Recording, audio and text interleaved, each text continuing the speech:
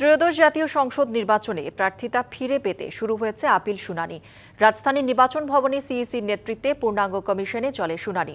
এই শুনানির প্রথম দিনে প্রার্থিতা ফিরে পেয়েছেন ঢাকা ৯ আসনের স্বতন্ত্র প্রার্থী ডাক্তার তাসনিম জারা। মব সন্ত্রাস নিয়ে কেউ কেউ শঙ্কা প্রকাশ করেছেন। ২০২৬ সালে জাতীয় সংসদ নির্বাচনে প্রার্থিতা ফিরে পেতে আপিল শুনানি শুরু হয়েছে। সকালে নির্বাচন ভবন অডিটোরিয়ামে প্রধান নির্বাচন কমিশনারের সভাপতিত্বে ৫ সদস্যের পূর্ণাঙ্গ কমিশনে এই শুনানি শুরু হয়। মনোনয়ন ফিরে পেতে আবেদন জমা পড়েছে ৬৪৫টি। শনিবার ৭০টির মতো আপিল নিষ্পত্তির জন্য রাখা হয়েছে।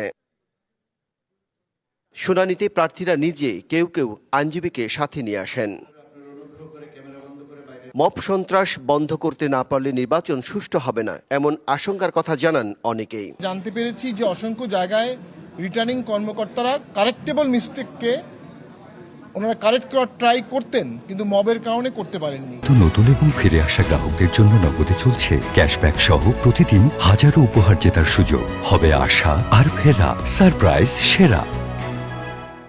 যদি মব না থাকতো অসংখ্য জায়গায় রিটার্নিং কর্মকর্তাই এগুলো কারেক্ট করতে পারতেন। আজকে প্রার্থীদেরকে কষ্ট করে আমাদের এই আপিল করতে হতো না। এটা অত্যন্ত কষ্টসাধ্য ব্যাপার প্রার্থীর জন্য।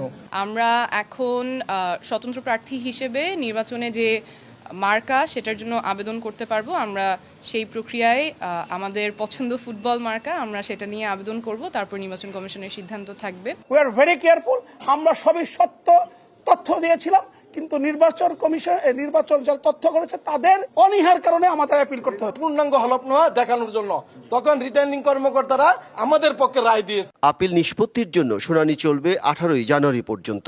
নির্বাচনী ট্রাইব্যুনালের নিষ্পত্তি না হলে সংক্ষুব্ধরা উচ্চ আদালতে যেতে পারবেন। প্রার্থিতা প্রত্যাহারের শেষ তারিখ 20 জানুয়ারি। চূড়ান্ত প্রার্থী তালিকা প্রকাশ করে প্রতীক বরাদ্দ 21 জানুয়ারি এবং নির্বাচনী প্রচারণা শুরু হবে 22 জানুয়ারি থেকে।